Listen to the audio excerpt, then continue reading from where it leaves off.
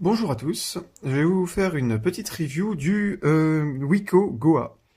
Alors, je l'ai acheté chez Auchan en profitant de la d'une promo à 37 euros et comme il n'y a pas encore beaucoup de reviews dessus, je vous en propose donc une. Donc voici tout d'abord l'emballage, donc très classique. Je vais vous faire un rapide unboxing. Donc le téléphone était dessus, je l'ai enlevé. Donc une batterie, 1300 mAh, le livret de garantie, le livret d'utilisateur dans une dizaine de langues, un chargeur, encore heureux, des écouteurs moches et, bonne surprise, trois adaptateurs SIM, un micro SIM vers SIM standard, un nano SIM vers micro SIM et un nano SIM vers SIM standard. Donc c'est toujours pratique d'en avoir un sous la main. Si vous n'en aviez pas, vous avez au moins ceci offert.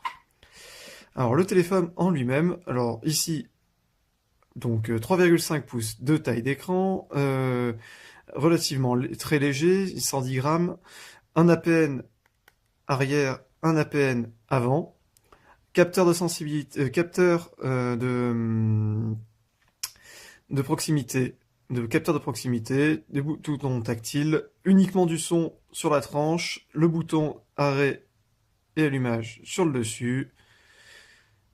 Donc voyons voir ce qu'il y a à l'intérieur.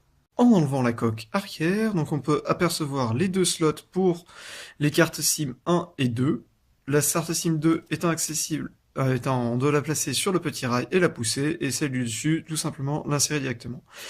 Une micro SD jusqu'à 32 Go, l'antenne, donc l'appareil photo, le flash, dont je vous ai pas parlé tout à l'heure, et l'emplacement de la batterie 1200 mAh.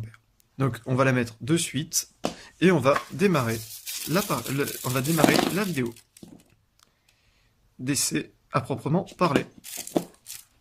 La batterie est en place, on a nettoyé un petit peu la zone de travail. Voyons voir maintenant l'allumage.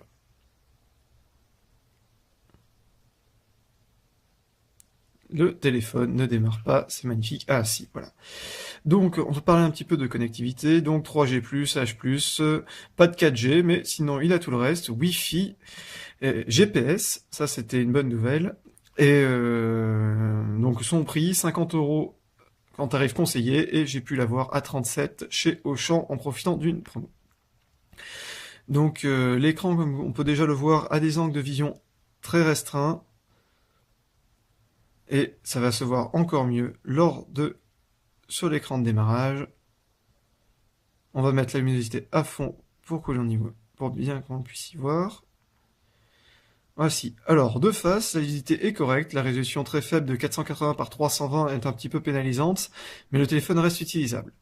Angle de vision très très court, vire rapidement illisible dès qu'on le penche un petit peu de trop. L'écran tactile en lui-même est un 2 points maximum, et on va voir que c'est plutôt un 1,5 points. Alors, comme je vous le disais, c'est un 1,5 points. Posons le téléphone et regardons son comportement. 2 points lorsque l'on le prend dans le sens horizontal. Dès que l'on va passer nos deux doigts dans la même moitié de l'écran, magie apparaît, il n'y en a plus qu'un seul.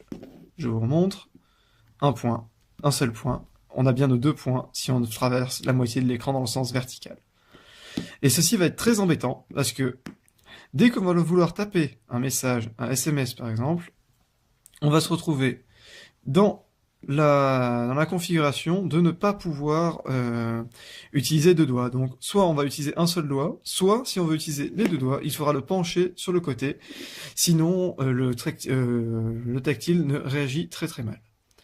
Alors, niveau fluidité, c'est pas extraordinaire, on reste sur un dual core 1 GHz, et 520 mégaoctets de RAM, mais on pourra remarquer que le téléphone est parfaitement utilisable dans une utilisation, on va dire, classique, appel, SMS, et un petit peu d'internet, tant qu'on demande pas de jeu. Le téléphone est parfaitement utilisable, et ne souffre pas de ralentissement, le rendant trop embêtant à utiliser. Bien une version 4.4 d'Android, un APN de 2 mégapixels arrière et de quasiment rien du tout à l'avant. Donc je vais vous montrer un petit peu à quoi cela ressemble. Donc je préfère vous le dire d'entrée, les photos tirées de ces deux appareils photo sont médiocres, et à part pour on va dire quand même avoir une image enregistrée n'aura pas de grand intérêt, surtout la caméra frontale, à part vous servir de webcam si vous utilisez Skype ou un autre service ou de la visio, on va pas pouvoir retirer grand chose de ceci. Vous n'allez pas pouvoir prendre de selfie ou quoi que ce soit. L'image n'est pas exploitable tellement elle est de mauvaise qualité. Euh, L'accroche GPS n'est pas particulièrement rapide, mais reste acceptable. Comme euh,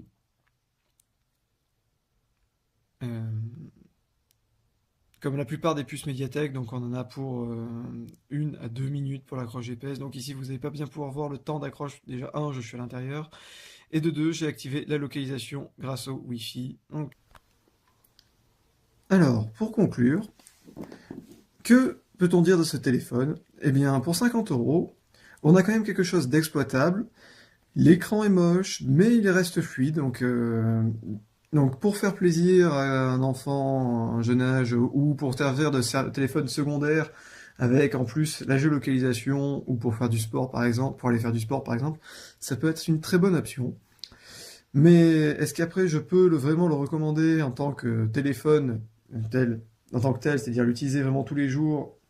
Moins, puisque l'écran quand même est vraiment pénalisant, surtout cette couche tactile qui est exploitable que dans un seul sens, c'est-à-dire en sens horizontal, comme j'ai déjà précisé la dernière fois, et comme vous avez pu le voir, c'est très gênant et limite pas mal l'utilisation du téléphone. Dès que l'on est à l'extérieur, qu'il y a un peu de lumière, l'écran est illisible. Les angles de vision très courts, donc dès que l'on n'est pas bien en face, on ne peut plus rien y voir. Le point positif, c'est quand même le dual SIM avec les adaptateurs fournis. Alors, j'ai presque envie de vous dire qu'à 50 euros, ça peut valoir le coup, et si vous l'avez à moins, eh bien, tant mieux. Et je pense qu'il vaut ces 50 euros, mais on va dire pas plus. C'est déjà quand même un tour de force de Wiko d'avoir proposé un téléphone aussi peu cher, mais on sait où ils ont réalisé les économies. Tout de même, un point sur l'autonomie, je n'en avais pas parlé tout à l'heure, elle est très acceptable puisque on tient plus d'une journée avec la batterie.